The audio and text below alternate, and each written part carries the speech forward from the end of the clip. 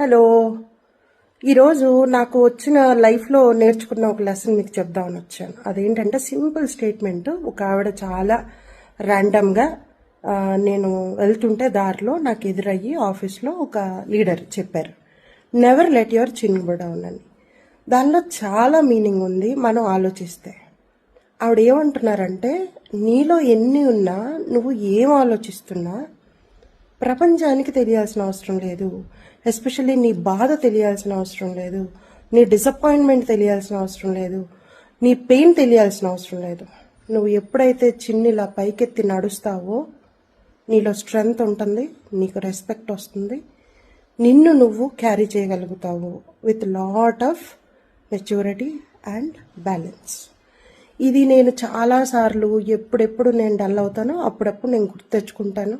ప్రతిసారి ఒక కొత్త మీనింగు, ప్రతిసారి ఒక కొత్త సపోర్ట్ దొరికినట్టు అవుతుంది. సో దాన్ని నాకు ఇంతకు ముందు కూడా నేను కొన్ని వేరే వేరే విధాలుగా దీన్ని చెప్పుంటాను. బట్ అది ఇంతవరకు వినని వాళ్ళు, తెలియని వాళ్ళు తెలుసుకోవాలి అని నా కోరిక. ఎందుకంటే మీరు ఎప్పుడైనా ఆలోచించండి, మీరు బాధలో ఉంటే, మీరు ఎక్కువ సెల్ఫ్ పిటీలో ఉంటే, ఏదన్నా ఉంటే తల కిందకి పెట్టి ఆలోచిస్తాం.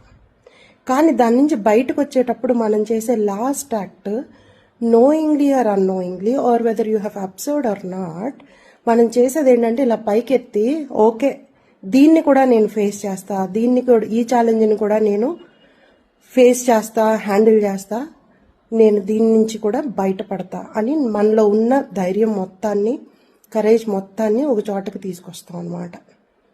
అది డెఫినెట్గా అవసరం. ముఖ్యంగా, మరీ ముఖ్యంగా ఆడవాళ్ళకు అవసరం.